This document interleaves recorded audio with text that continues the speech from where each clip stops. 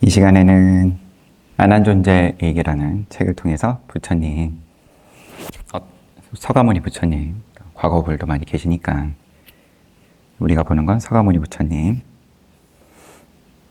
어떤 삶을 살고 가셨는지, 그리고 삶의 모습을 통해서 거기에 또 가르침이 다 담겨 있고 살펴보는 중입니다. 그냥 바로 보겠습니다. 시간이 이르렀다. 온몸이 산산조각이 나듯. 지금 장면은 부처님께서 출가하시고 처음에는 또 그때 당시에 실력 있는 스승들 찾아가가지고 세간 선정에 대해서 가르침을 받으시고 금방금방 또 그 선정에 오르시고, 근데 그럼에도 불구하고 생로병사의 괴로움은 여전히 남아있다. 물론 그런 선정을 얻기 이전에 비하면 한결 덜한 부분은 당연히 있겠지만, 그럼에도 불구하고 욕계, 색계, 무색계의 제일 끝단의 선정처에 오르셨음에도 불구하고 요거는 아직은 모양이 남아있다. 그래서 붙잡는데도 떠나셨죠. 그리고 그 다음에 고행을 6년간 하시고, 고행을 얼마나 괴롭게 몸을 괴롭히셨는지에 대한 묘사가 상세하게 나와 있는데 간략하게만 살펴봤습니다. 간단하게 말하면은 결국 우리 이 몸 안에다가 아무것도 안 집어넣는 거죠. 음식도 안 집어넣고 숨도 안 집어넣고, 그렇게 6년이라는 시간을 보냈음에도 불구하고 이걸로도 답은 안 나온다. 이 이상 할 수 있는 사람은 과거에도 없었고 현재도 없고 미래에도 없다. 이 정도까지 할 수 있는 사람은 있겠지만 이 이상 하면은, 왜냐하면 죽기 때문에, 죽으려고 고행을 하거나 아니면 가르침을 구하거나 출가를 했거나 그런 게 아니기 때문에 현재. 그래서 그런 장면입니다. 시간이 이르렀다. 온몸이 산산조각이 나는 듯한 고통, 죽음의 목전에 이르는 고통을 맛보고서 나는 그때의 생각이 잘못되었다는 것을 알았다. 지금 말하는 화자는 부처님입니다. 이게 상황이, 책은 기본적으로 부처님 시자 안한존자가 이야기를 풀어나가는 건데, 그런데 이때의 상황은 안한존자가 보질 못했죠. 아직 출가 전입니다. 그래가지고 부처님께서 다른 자리에서 보리 왕자에게 설하신 법문을 이제 직접 인용을 하는 중이어가지고 부처님의 말씀입니다. 지금은 나는 그때의 생각이 잘못되었다는 것을 알았다. 출세간에 이르는 출세간이다. 세간에서 벗어난다. 윤회에서 벗어난다. 생로병사에서 벗어난다. 출세간에 이르는 결과를 편안한 수행으로 얻을 수 없듯 누구도 흉내내지 못할 큰 고통을 몸에 가하더라도 얻을 수 없었다. 겨우 목숨만 남은 나는 생각했다. 과거에 괴로운 고행을 한 수행자나 바라문도 지금 내가 행한 수준이었을 것이다. 미래에 그 누가 고행을 한다 해도 이 정도일 것이다. 이보다 더 심한 고행을 한다면 진리에 도달하지 못한 채 죽을 뿐이다. 이러한 극심한 고행으로도 세간을 벗어나는 특별한 도를 얻을 수 없다. 그러면 다른 길이 있는가? 그때까지 지극하게 수행하던 고행을 다시 생각하게 되었다. 여기에 이르자 어렸을 적 까빌라성에서 왕자였을 때 농사의 시작을 알리는 농경제에 부왕과 수도다나 왕과 함께 참여했을 때의 일이 생각났다. 행사 도중에 나무 그늘에 앉아서 이때는 이제 농경제를 하는데 농사 짓는 게 국가의 근간이었을 테니까 이때는 제일 큰 행사였을 텐데 올해 수확이 잘 되게 해달라고 또 뭔가 기본적으로는 이때는 이제 브라흐만 전신에 대한 요게 사회에 믿음이 있었을 테니까 그런 행사 자리에서 왕자가 나무 아래 앉아서 이 나무는 뭐 보리수 나무나 그런 건 아니고 이때 당시에 자주 등장하는 잠부나무 그렇게 표현합니다. 그럼 사과의 일종인 모양인데 우리 남서부주, 동양, 대한민국 이렇게 쭉 나가죠. 동서남북의 남서부주인 거고 잠부뒷바 해서 대륙을 또 칭하기도 합니다. 나무 아래 그늘에 앉아서 첫 번째 선정에 들어갔던 일이 있었다. 초선, 색계 초선입니다. 고행을 버리고 다른 길을 찾던 나는 그때의 선정이 세간을 벗어나는 지혜를 얻기 위한 바른 길임을 알게 되었다. 이때 출입식선 해가지고 호흡을 보시는 호흡이 들어가고 나가고 하는 그런 선정에 들어가셨다라고 이야기를 해요. 그러니까 말하자면은 고행을 한참 하실 때는 호흡이 들어가고 나가는 걸 틀어막았다가 이게 지금 답은 안 나온다. 요거는 몸을 괴롭힐 뿐이지. 그렇게 하면 또 인연 따라서 신통은 생길 수 있는 거고. 그런데 이제 근본 문제하고는 상관이 없더라. 그래서 그러면은 우리도 지금 숨 쉬고 있고, 뭐 사람에 따라서 또 가쁜 숨을 쉴 수도 있는 거고, 편안하게 쉴 수도 있는 거고, 하지만 여하튼 간에 숨 쉬는 것에 대해서 그거를 뭐 일부러 더 쉬려고 하는 장면은 있지도 않지만 일부러 숨을 안 쉬려고 하시지도 않았다. 그냥 쉬어지는 대로. 그럼 그걸 관하셨던 농경제 때 6, 7살 때 그때의 일을 떠올리시고 나는 그때의 선정이 세간을 벗어나는 지혜를 얻기 위한 바른 길임을 알게 되었다. 이어서 그때의 선정의 행복을 두려워하는지 스스로 물었고 초선은 이제 즐거움도 없고 괴로움도 없고 그 평온한 상태에서의 그 즐거움, 평온한 상태에서의 행복, 그거는 있다. 그러면 이제 뭐 거기에도 머물지 않으면은 그 제2선에 올라가고 뭐 각 선정 레벨에 따라 설명이 또 구체적으로 있습니다. 여튼 근데 그 행복을 두려워하는지 스스로 물었고 이것도 마찬가지예요. 그럼 그때 내가 선정에 들어갔을 때의 행복을 이것도 내가 집착하네 털어내야지 그렇지를 않았다. 행복하면 행복한 거고 스스로 물었고 그렇지 않음을 확인했다. 이렇게 스스로 묻고 답한 나는 고행으로 지친 몸의 상태를 보고 이 몸으로는 선정의 행복을 감당할 수 없음을 알았다.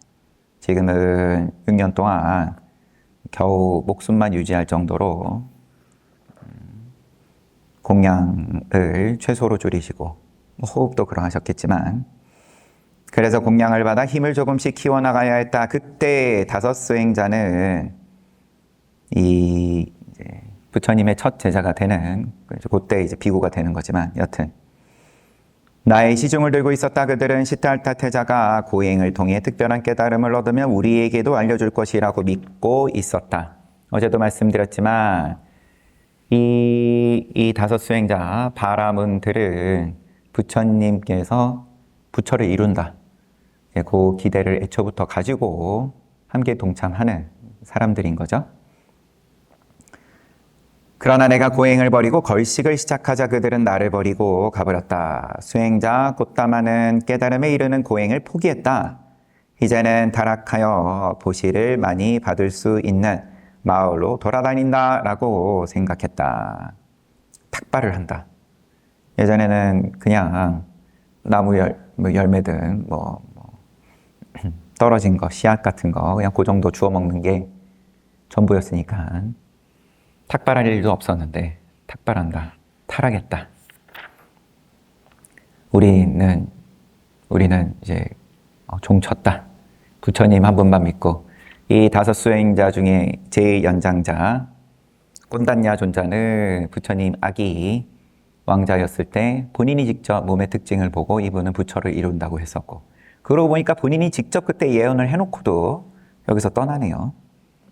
나머지 4명은 이제 이 4 바라문들의 아버지들이 다 아기 부처님의 몸의 특징을 보고 예언을 분명히 그렇게 했는데 부처를 이룬다고. 그래서 그 바라문들이 집에 가가지고 30년 뒤에, 대략 30년 뒤에 부처님께서 세상에 놔두실 테니까 너네들 미리 준비해서 잘 모셨다가 그 크나큰 이익을 누려라 얘기했는데, 그 말을 잘 들은 아들도 있고 안 들은 아들도 있고, 그래서 8문의 바라문들 가운데서 이제 말 들은 아들들 4명이랑 직접 또 봤던 꼰단냐 존자하고 5이 이제 우리는 이제 믿고 기다리기만 하면 된다 했는데 얼마나 실망했겠어요. 고행의 끝에 부처를 이룰 거라는 그 믿음이 있었을 테니까 고행 그만두니까. 우리의 인생은 30년 전부터 기대하고 있었건만, 나는 공양을 하여 힘을 키운 뒤 1번째 선정과 2번째 선정, 3번째 선정, 4번째 선정에 차례로 들었다. 그리고 그 선정에서 나와 지극히 맑고 깨끗한 마음으로 몸과 마음의 알아차림을 밀착시켰다. 사띠 이야기를 많이 하죠. 그날 밤 첫 번째 시간대에, 밤에 첫 번째 시간대에 전생을 아는 지혜 숙명통을 얻어서 윤회해 온 수많은 생을 기억했다. 쭉 거슬러 올라가서 용어들을 다 까먹어서 선해 은둔 수행자였을 때 무슨 부처님이죠?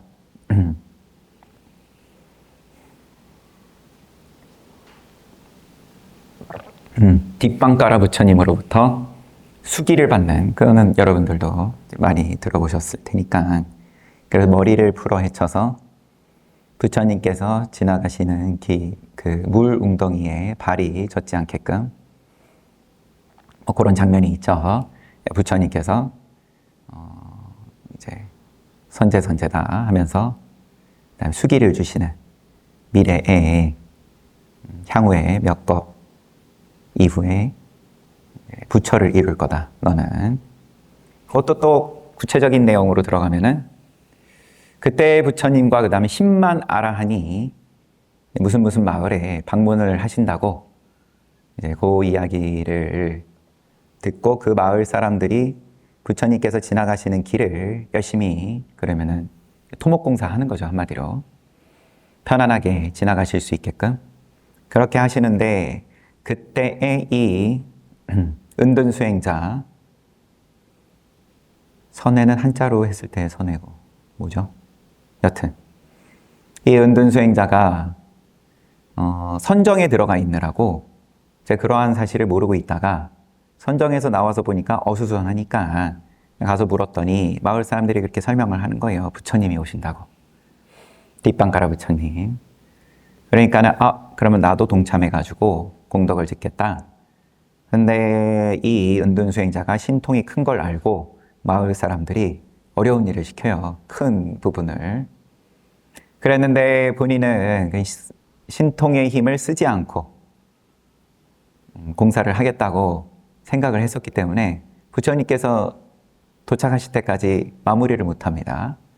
그래가지고 이제 길이 아직 그러면은 다듬어지지를 못한 상황이고, 그래가지고 거기서 몸을 던지는 거죠. 한마디로 부처님만 그러면은 단지 머리카락 풀어 헤쳐가지고 그럼 머리카락만 지저분해지는 거잖아요. 근데 그게 아니라 부처님과 10만 아라한이 밟고 지나가면 그냥 죽는 거잖아요. 그러니까 애초에 이제 그냥 죽을 생각으로 몸을 던진 것에 대해서 이 이제 초기 경전들은 늘 요 단계를 중요하게 얘기를 하죠. 바라밀. 10바라밀 가운데 보시바라밀인데, 보시바라밀도 그러면 요 가장 기본적인 바라밀은 물질을 보시하는 거. 그거보다 좀 더 위에는 자기의 신체를 보시하는 거. 신체의 일부이겠죠. 그 다음에 가장 높은 보시바라밀은 생명을 보시하는 거, 생명을 던지는 거. 우리가 지금 중국을 거쳐서 대승불교에서 이야기하는 보시하고는 또 조금 느낌이 다릅니다. 원어를 봤을 때 보시라고 하면은 다나 맞아요. 다나. 마하다나 하면은 이제 큰 보시다. 다나라고 하면은 이 보시가 그냥 내가 버리는 거예요. 우리는 중요하잖아요. 이게 누구에게 가가지고 저 어려운 사람이 나의 보시로서 저 어려움에서 벗어났다. 큰 이익이 되었다. 요 뒤에 부분은 없는 겁니다. 사실 보시라 하면 내가 버리는 거예요. 그냥 내가 가진 거를. 어디까지 버릴 수 있냐. 그냥 내가 평소에 안 쓰는 거니까 버리는 거. 나한테 좀 중요한 건데 그래도 내가 버릴 수 있냐. 그래서 나중에는 생명도 내놓을 수 있냐. 뭐 이런 이야기를 하는 장면이 드러난 거죠. 이 뒷방가르 부처님께 요 선해 은둔수행자가 그러면은 자기 몸을 그냥 던져가지고 밟고 지나가시라. 그랬는데 안 밟고 지나가신 거죠. 요 뒷방가르 부처님께서. 그리고 수기를 주신 거고 너는 이 공덕으로 생명을 던진 공덕으로 훗날에 부처를 이룬다. 사아승지 10만겁 뒤에 거기까지 쭉 지금 얘기가 좀 딴 데로 빠졌지만 이 밤에 첫 번째 시간대에 얻으신 숙명통으로서 이제 전생을 쭉 거슬러 올라가서 보시고 다시 또 이제 순차적으로 또 내려오면서 쭉 보시고 어떠한 삶을, 윤회를 반복을 해왔는지에 대해서 밤의 중간에는 모든 것을 볼 수 있는 지혜의 천안통을 얻었다. 무량한 중생이 업에 따라오고 가는 모습을 분명하게 볼 수 있었다. 또 10만 세계에 있는 모든 중생들의 삶에 대해서 보셨다. 보셨다는 게 뭐냐? 그러면은 저거는 선취, 악취 요걸 보신 거죠. 어떻게 원인을 지으면 어떤 원인을 지었길래 선취, 좋은데 나는 결과를 얻었냐. 어떤 원인을 지었길래 악취, 나쁜데 나는 결과를 얻었냐. 이거 보고, 눈으로 보고 그냥 그대로 말씀하신 거죠. 공식을. 좋은데 태어나고 싶으면 보시지게 하면 된다. 이렇게. 우리는 쉽죠. 이런 신통 없이도 좋은데 날 수 있는 거를 우리는 이제 거저 얻은 거예요. 초등학교에서도 가르쳐 주죠. 보시와지게. 하냐 못하냐의 문제니까. 세 번째 시간대 세간선정을 기초로 한 마음이 조용히 머물러 산란하지 않았다. 뜨거운 번뇌와 방해가 없이 부드러우며 지혜를 닦음에 힘이 있고 흔들림이 없는 경지에 이르렀다. 그때 나는 대상에 집착하고 욕망을 일으키지 않는 지혜를 얻기 원하여 대상에 집착하고 욕망을 일으키는 그런 걸 안 하는 지혜를 얻기 원하여 마음을 기울였다. 여기서는 이제 사성제만 간단하게 이야기를 하는데 제 기초결의가 사성제 아니면은 연기법 우리 기본적으로 항상 이야기를 하는 기초결의를 서로 어떻게 이게 맞물려 있는지 우리 그냥 책에서 저는 승가고시를 쳤어야 되니까 딸딸 외우는 거죠. 그러면 무명, 행, 식 하면서 12개 쭉 외우고 또 뭐 사성제야 늘 나오는 거니까 고진멸도 또 뭐는 뭐고 뭐는 뭐고. 근데 이렇게 책 보고 외워서가 아니라 그러면은 이게 어떻게 이게 부처님께서 그러면은 요 하룻밤에 깨달으신 게 기초교리가 그게 전부인 건데 한마디로 그런 거는 또 다른 자리에서 다른 책으로 재미나게 이제 볼 기회가 있을 테고요. 여튼 나는 이것이 괴로움이라고 사실대로 바르게 알았다. 나는 이것이 괴로움의 원인이라고 사실대로 바르게 알았다. 나는 이것이 괴로움이 다한 것이라고 사실대로 바르게 알았다. 이제 고집 멸. 그다음에 도. 나는 이것이 괴로움을 끊는 길이라고 사실대로 바르게 알았다. 길이다. 길이라는 것에 대해서 저는 뭐 이제 요 길은 누구나 갈 수 있으니까 길이라고 한 거고 누구나 깨달을 수 있다. 누구나 멸할 수 있다. 괴로움이 멸할 수 있다. 그렇게 봅니다. 왜 길이라고 했냐? 누구나 갈 수 있다. 이기 때문에.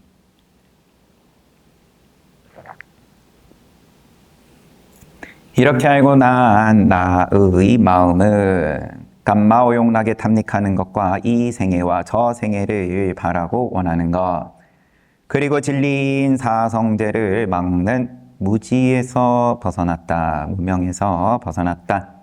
그리고 벗어나야 할 것으로부터 벗어났음을 아는 지혜가 생겼다. 요게 늘 좀 끝에 붙습니다. 이게 내가 깨달았다 해서 끝이 아니라 내가 깨달았다는 것에 대해서 스스로 안다예요. 내가 그럼 깨달았는데 그런데도 의구심이 있을 수 있는 거죠. 깨달았는데 이게 깨달은 게 맞냐? 긴가민가? 네. 그러한 의구심이 없다. 이제 그거를 벗어나야 할 것으로부터 벗어났음을 아는 지혜. 여기 그냥 단어 하나인데, 이제 산스크리트 이제 한국어로는 당연히 그런 단어가 없으니까 풀어가지고. 개송이에요. 다시 태어나야 할 일은 끝났다. 생로병사에서 이제 벗어난 거예요. 높은 수행을 마쳤다.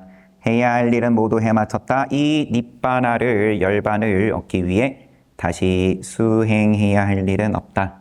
할 일을 다 했다. 이제 숙제가 없다. 농사에서 벗어났다. 농사는 원하는 결과 뭔가 수확을 하기 위해서 지금 뭐 해야 되냐. 그런데 다시 수행해야 할 일은 없다. 인과에서 벗어났다 이거죠. 농사에서 벗어났다는 거는 결과를 위해서 원인을 짓는다. 여러분들이 지금 여기 왜 앉아 계시냐? 각자 뭔가 의식적으로든 무의식적으로든 그럼 늘 농사의 공식이라는 건 늘 수단인 거예요. 늘. 인간관계도 그러하고 사람을 어떻게 수단으로 대하냐. 근데 모양이 있는 건 다 수단일 수밖에 없는데 이렇게 한 발자국 들어가고 하다 보면 나는 너를 얼굴만 봐도 좋아.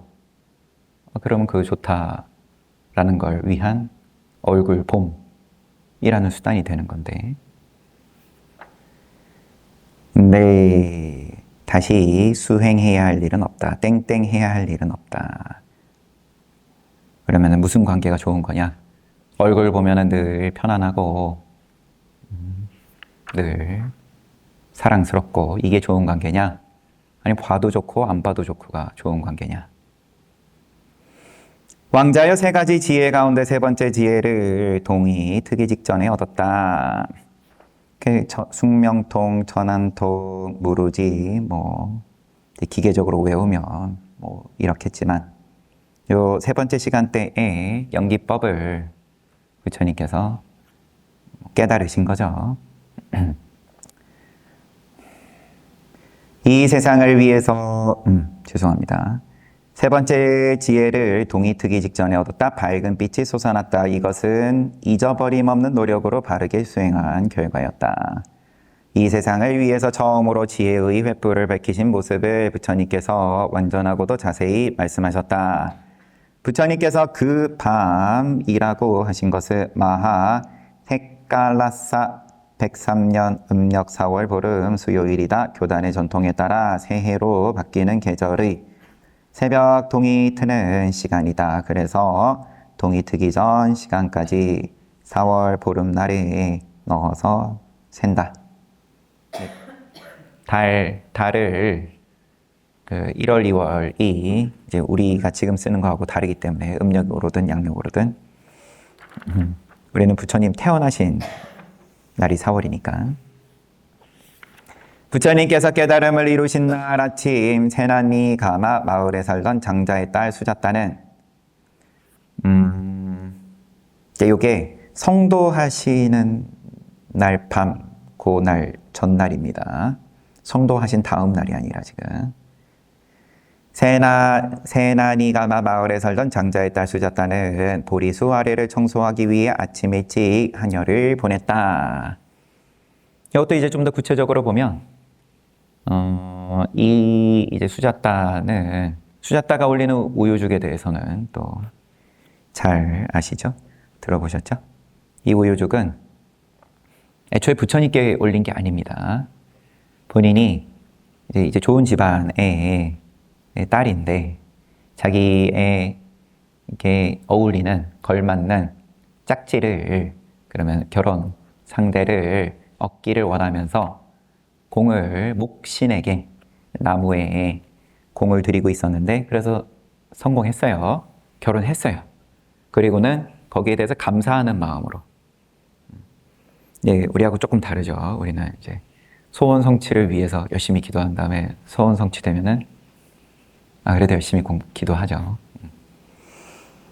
그래서 감사하는 마음으로 매년 이제 우유죽을 올리는데 우유죽을 소 1000마리에서 우유를 짜서 500마리를 먹이고 500마리에서 250마리를 먹이고 이게 정제 과정입니다. 250마리에서 또 125마리, 64마리, 32마리, 16마리, 8마리까지 8마리에서 짠 그러면 이미 단계가 거쳐왔잖아요. 8마리에서 짠 우유로 물을 섞지 않은 우유죽. 우유죽은 늘 귀한 이 낙농업이 오늘날로 치면 이제 뭔가 반도체 산업 같은 느낌이에요. 첨단의 가장 고부가가치 사업이고 얘기가 또 딴 데로 빠지지만 부처님께 버터를 올리는 문제 가지고 시비가 생기는 장면도 나오고 그 다음에 삭가족의 마지막 왕이었던 마하나마 왕도 그러면 이 나라에서 본인이 그러면 독점하고 있던 사업이 낙농업, 이 우유였습니다. 아무튼 그러니까 이 수자따도 집안이 좋은 집안인 거죠. 한마디로 소 1000마리를 키우는 거니까 혹은 그 이상 8마리로부터 짠 우유를 그럼 그걸로 우유죽을 만들어서 1년에 한 번 목신에게 공양을 올리는데 요 날이 그날이었던 거예요. 그래가지고 부처님께서 그럼 앉아 계시던 그 나무에 그러면 우유를 올리기 전에 청소 먼저 하라고 그러면은 요 시녀를 보냈는데 가서 보니까 부처님 빼짝 말라가지고 6년 고행하신 상황이니까 앉아 계시니까 목신이 현현했다. 그래가지고 달려가가지고 주인에게 수자따 여인에게 주인님이 그간에 열심히 공을 들이셔서 그런가 목신이 나텄다고. 그래가지고 이제 부처님인 줄도 모르고 이 우유죽을 공양을 올립니다. 그래도 이 우유죽은 앞서서 매년 올리던 거에 비해서는 비교할 수 없을 정도로 특별한 이유는 수자따가 우유죽을 만드는 과정에서 그러면은 눈에 보이지 않는 천신들이 붙어가지고 이 잠부디빠 대륙에 온 에너지를 끌어와가지고 거기 담았다. 이렇게 얘기를 해요. 그래서 그 우유죽을 황금 10만 금에 달하는 가치의 이제 금 바루에다가 우유죽을 담아서 부처님인 줄도 모르고 목신이라 생각하면서 공양을 올리고 부처님께서는 그걸 받으셔서 49복음으로 한 방울도 남기지 않고 드시고, 그래서 그 우유죽의 힘으로 성도를 그날 밤에 하시고 그 다음 날부터 이제 7일씩 7번 자리를 옮기시면서 그러면서 선정에 들어가십니다. 그 선정에 들어간다는 게 이제 꼼짝 않고 가만히 계시는 거는 아니고, 혼자 이런 어떤 뭐 표현하자면 보림의 시간일 수도 있고, 부처가 무슨 보림이냐 또 이렇게 시비하실까봐 그거는 뭐 그러면 넘어가고. 그래서 얘기하니까 자꾸 길어지네요. 7주 동안에 뭐 사람을 만나는 경우도 있고요. 근데 그때는 또 3기는 아니고 부처님에 대해서 믿음은 내는데 아직 상가가 없으니까, 그래서 부처님은 있고 또 가르침은 있는데 상가는 없는 상태니까 뭐 이귀를 하는 장면도 있다든지, 가르침은 넷째 주일 겁니다. 넷째 주에 그때 경율론 3장이 그냥 다 정리가 됐다, 그렇게 얘기를 해요. 부처님께서 그러면 이미 완성된 경율론을 가지고, 그리고 이제 나머지 시간을 이제 법을 전하시는 거죠. 여튼 그러면 이제 77, 49니까 그럼 그동안 아무것도 안 드십니다. 그래서 거기에 이 수자따가 올린 우유죽의 영양분으로서 49일을 이제 나시는 거죠. 그러니까 이게 나중에, 그러면 지금은 이제 성도하실 때 받으신 공양인 거고, 나중에 대반열반에 들어가실 때 그 직전에 받으신 공양, 보석 세공사 춘다가 올린 공양, 그 공양을 받고 크게 또 탈이 나시고, 이미 탈이 나 있는 상태이시죠, 사실상. 그래서 이제 일부러 안 한 존자에게 가서 보석 세공사한테 네 공양 먹고 내가 아픈 거 아니다, 걱정하지 말아라, 이렇게 전해주라고 이제 남기시죠. 그러면서 남기시는 말씀이, 열애가 받은 가장 큰 2번의 공양이 너가 지금 올린 공양이고 보석 세공사한테, 그리고 또 한 번은 지금 나온 수자따 여인이 올린 공양이고. 그러니까 이게 사실 들여다보면은 수자따는 부처님인 줄도 모르고 올린 공양이고, 뭐 보석 세공사는 뭐 나중에 이야기를 하고. 그러니까 결국은 정성이다.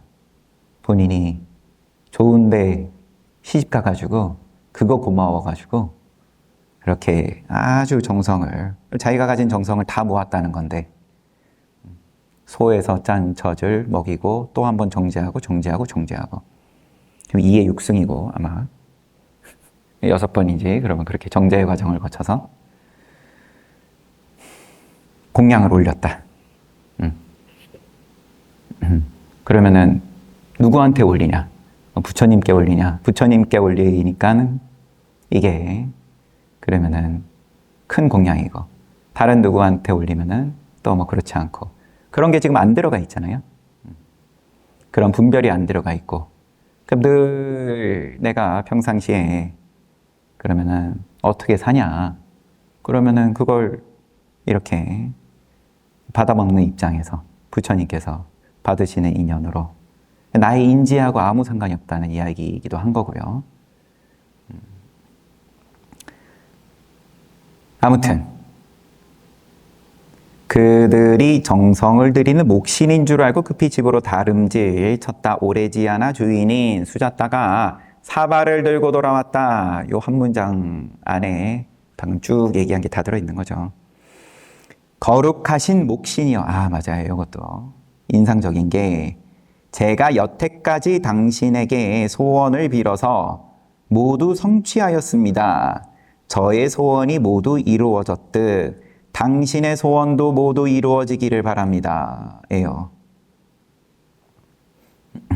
그러니까 이 기도가 그러면은 기도라고 보면 저는 이제 뭔가가 간절합니다.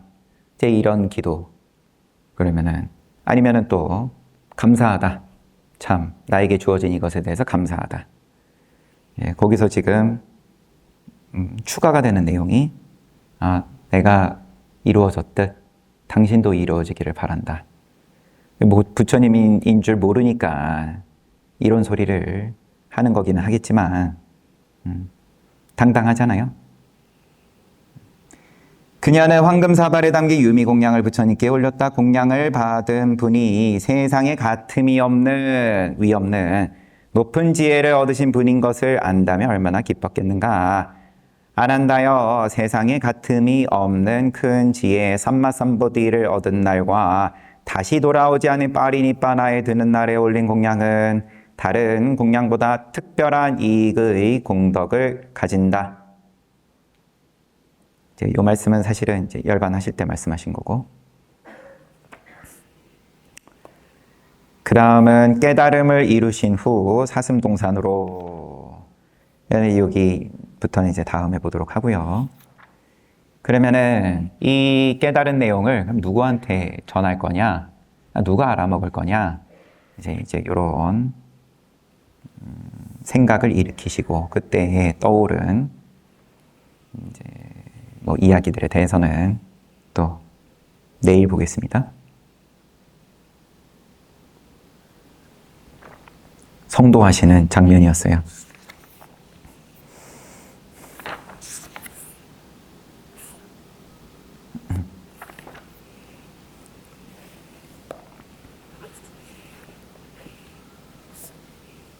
볼만합니까? 그래요. 다행이네요.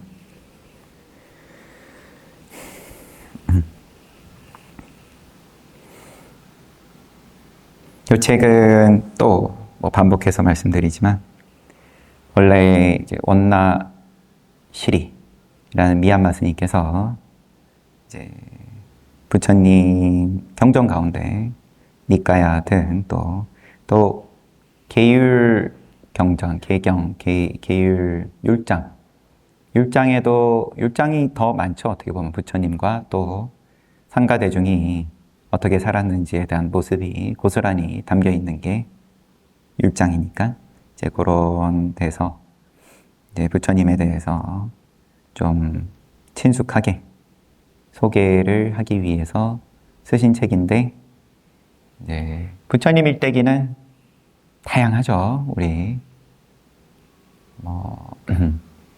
검색만 해보면 많은 분들께서 또 외국에 또 훌륭하신 분들께서 쓰신 책도 많고, 그런데 안한존자일기가 어떤 면에서는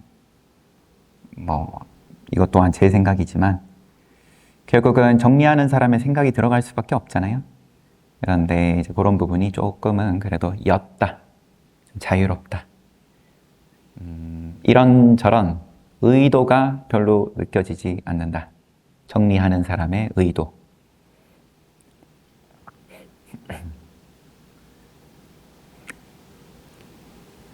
이제 그러한 장점이 있는 부처님 일대기 책인데 분량이 두껍다. 그 다음에 또 여튼 그래서 좀 더 보기 쉽게 다시 한번 편집을 한 버전의 책을 여러분들과 함께 보기 시작했습니다. 그리고 또 부처님 말씀에 대해서 더 상세하게 공부하시기를 바라는 훌륭한 제가 불자님들께서 불교대학이라는 그런 시스템을 통해서 또 함께 이 책을 먼저 볼 예정입니다. 부처님 말씀 보는 건 언제나 즐거운 일이니까 뭐든 보고 싶으면 언제든지 말씀하시면 됩니다. 그러면은 제 공부니까요, 이게.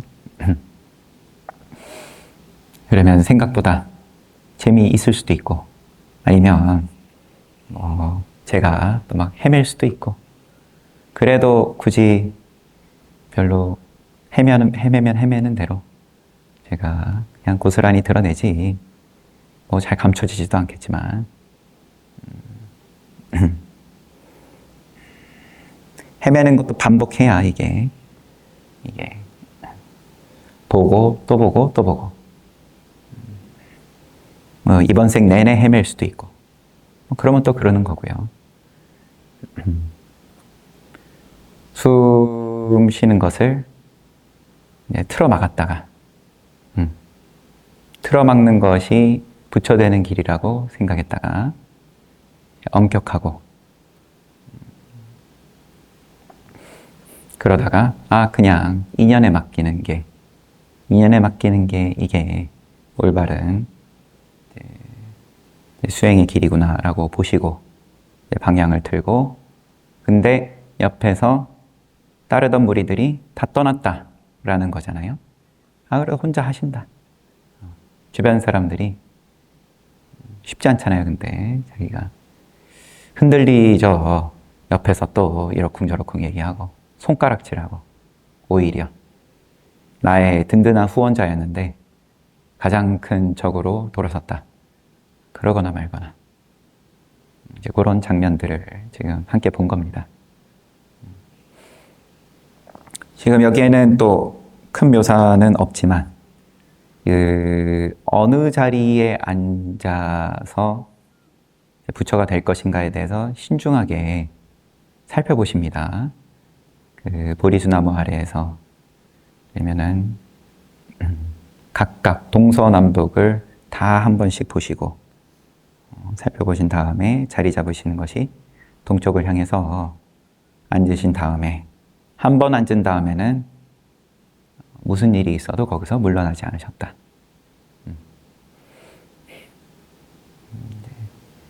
그런 장면은 당신께서도 부처님께서도 직접 또 한번 언급하십니다. 고신가 사라숲의 고상함을 빛낼 수 있는 비구는 어떤 비구인가? 부처님의 주요 제자들이 다 함께 모여가지고 토론 형식의 그런 법담을 나누는 그런 장면이 있어요. 그러면은 우리 다 알다시피 사리불존자는 지혜제일이고, 목련존자는 신통제일이고 등등등 각자가 잘 하는 것에 대해서 요러요러한 비구가, 예를 들면 아난존자는 부처님의 말씀을, 경전을 가장 많이 듣고 외우고 또 거기에 대해서 이해하고 설할 줄 안다. 그런 비구가 훌륭한 비구다. 자기 자랑을 하는 게 아니라 자기가 책임질 수 있는 소리를 하는 거죠.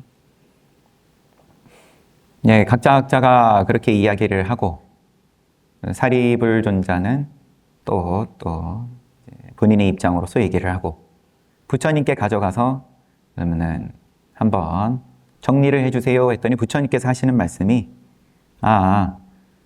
그러면은 한번 내가 발심을 해서 앉았으면은 부처되기 전까지는 내가 물러나지 않는, 깨달음을 얻기 전까지 물러나지 않는 그런 비구가 그러면은 그 고신가 숲의 고상함을 가장 빛나게 해줄 수 있는 비구다.